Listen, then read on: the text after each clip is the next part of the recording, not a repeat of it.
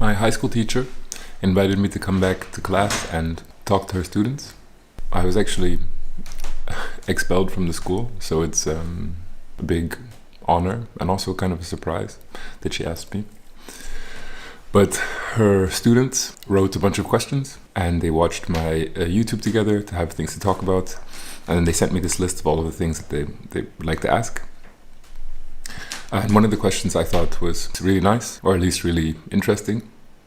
They asked, how do you stay happy all the time? And the answer is that I don't. I try to be as happy as I can by concentrating on things that I can control. And there's 4 things that I try which help. So number 1 is realizing, taking a step back and remembering that my life is really, really, really fucking good. My worst day is when somebody hurts my feelings or I fail really badly at something, I get really embarrassed. And there's a lot of people who on a daily basis are like physically hurt, emotionally abused. There are a lot of people who wake up hungry every day.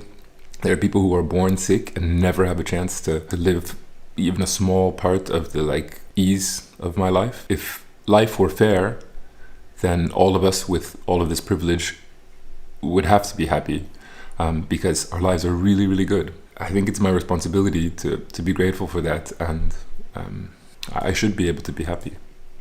The second thing that I try to control to be happy, I try to put myself in a lot of uncomfortable, difficult, scary situations. I think if you like really challenge yourself in life, then you do this automatically. And if you're fighting, constantly making yourself uncomfortable, constantly trying to do things that you're afraid of, for me at least, my normal becomes really good. When I'm not running for my life, when I'm not in a boxing match trying not to get hit, when I'm not playing basketball in front of hundreds of people trying to do my best and not embarrass myself, then just existing is fucking fantastic. And so I think if you really, really push yourself and you really force yourself to do things that will help you grow by making you uncomfortable, then you also get this side benefit of being able to enjoy your normal life more.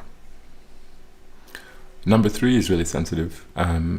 Juju and I are splitting up, and it's not fun. When I'm hurt or frustrated or confused, I say mean things that hurt her.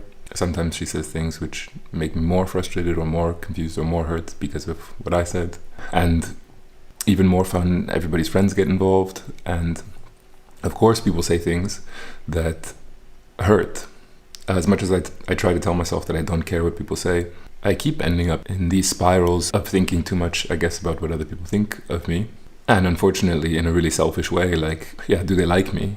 I think I realize a lot about myself through fights. And I think the reason is that we don't normally go around just regretting things that we've said or done. It takes somebody telling us that we fucked up. It takes somebody telling us that we hurt them or telling us that there were negative consequences to our actions for us to believe that we need to change.